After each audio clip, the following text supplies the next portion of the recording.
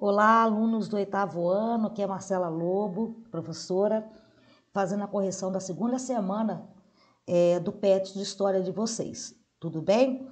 Então, vamos começar aqui rapidamente para ver se vocês acertaram as questões. Então, a gente vem aqui, a Revolução Gloriosa, de 1688 a 1689. O que seria a Revolução Gloriosa?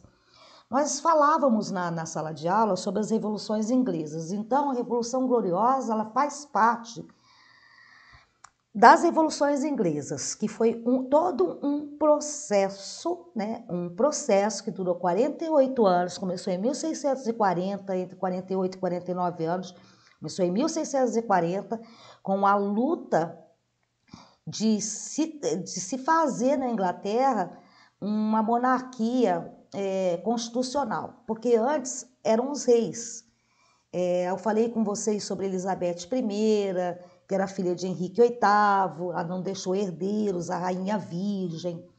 Aí tinha as dinastias Stuart e tudo. Então ficou aquela luta, aquela briga. Entrava um rei, aí ele queria sufocar o parlamento. O parlamento era o quê? Era uma participação da Câmara Comum dos Lordes, que a gente falou, que era uma participação ativa do povo também, uma representação do povo dentro do parlamento, falando não só seguindo o que o rei mandava, mas esse processo ficou indo e vindo na Inglaterra. Uma hora um rei chegava, fechava o parlamento, outra hora ele abria. Aí teve a República de Oliver Cromwell, que aí desmoronou isso, mas depois ele se tornou um ditador. Então, as revoluções inglesas são um período, e a Revolução Gloriosa, que o texto abordou para vocês, já é o final, tá? Então, vamos ler. A Revolução Gloriosa é o nome que se dá para os acontecimentos que levaram à deposição de Jaime II, que era da dinastia Stuart, e a coroação de Guilherme de Orange e Maria Stuart como rei e rainha da Inglaterra. Guilherme de Orange era um rei, que era casado com Maria, que seria um rei de hoje, como se fosse dos Países Baixos, da Holanda. Tá? A Revolução Gloriosa ocorreu em 1688 e foi uma das etapas da Revolução Inglesa, como eu havia dito para vocês, além de ter sido responsável pela queda do absolutismo na Inglaterra.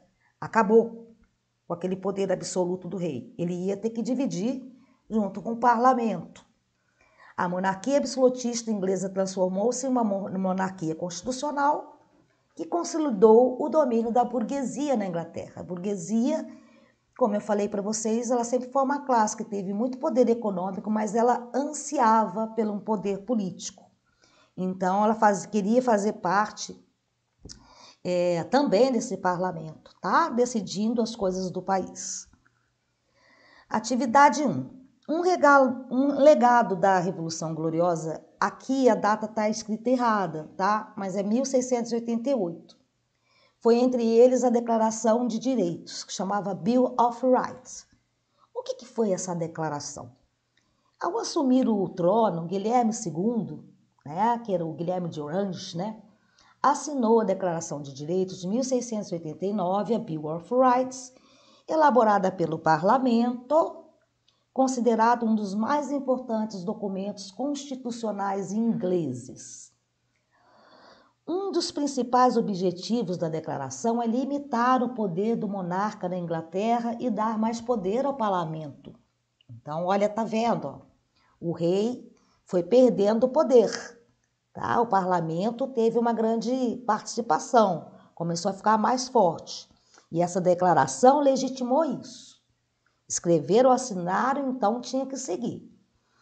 Então, esse parlamento o parlamento representando sua soberania sobre o rei. Olha só. A monarquia parlamentar foi instituída e o absolutismo inglês chegou ao fim.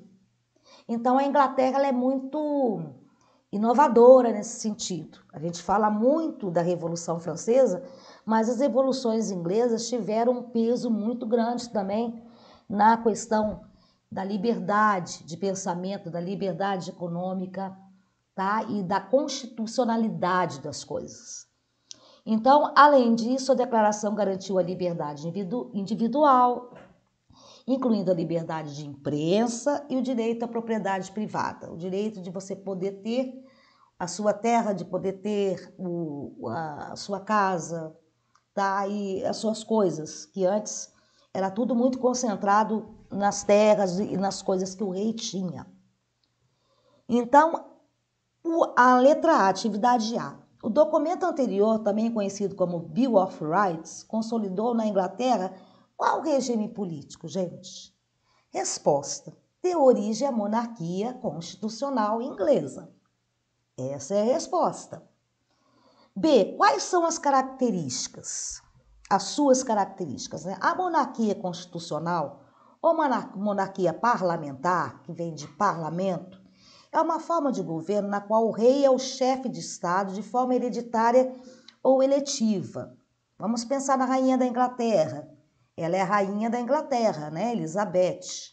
Então, mas os poderes dela são limitados pela Constituição, então ela não pode mandar em tudo. Assim, a monarquia passou a ser subjugada ao parlamento. Hoje, na Inglaterra, existe a rainha da Inglaterra e existe o parlamento, tem o primeiro-ministro. Então, isso vem desde lá das revoluções inglesas e que até hoje é feito na Inglaterra, ok? As respostas seriam essas. Vamos lá, atividade 1, ainda. Letra C. Qual a relação entre a Declaração de Direitos de 1689 e a Declaração de Direito do Homem e do Cidadão de 1789? Aí já é tempo da Revolução Francesa. Tá vendo como é que a Inglaterra já estava antecipada? Qual a relação entre essas duas declarações? Você pesquisando, você tinha que chegar a essa conclusão. Ela foi um documento profundamente influente, que foi a Declaração de Direitos, a Bill of Rights, e que inspirou a Declaração dos Direitos do Homem e do Cidadão de 1789. Então, a Bill of Rights antiga, ela influenciou muito a declaração que fez parte da Revolução Francesa, além de várias constituições do mundo dali em diante. As regras estabelecidas nessa declaração continuam a ser respeitadas no direito constitucional contemporâneo. Então, até hoje vigoram as regras dessas declarações. Então, olha a importância das revoluções inglesas para o regime, né, constitucional de várias nações do mundo. Então, a letra D. Você acha que no Brasil todos esses direitos contidos nessa declaração são respeitados? Aí você teria que ler a Declaração dos Direitos, a Bill of Rights, né, e justificar a sua resposta. Então, aí uma coisa pessoal sua, que na volta às aulas a gente vai corrigir, mas eu já te dou a dica. Vai lá no texto do PET, tem tudo que você possa entender para responder essa questão. Bem, então é isso. A gente foi mais rápido dessa vez para não cansar muito vocês. Então essa é a correção da semana 2 do 8º ano. Eu espero que vocês estejam bem e qualquer dúvida vocês podem me chamar. Tudo bem? Um beijo para vocês. Fiquem na paz. Tchau.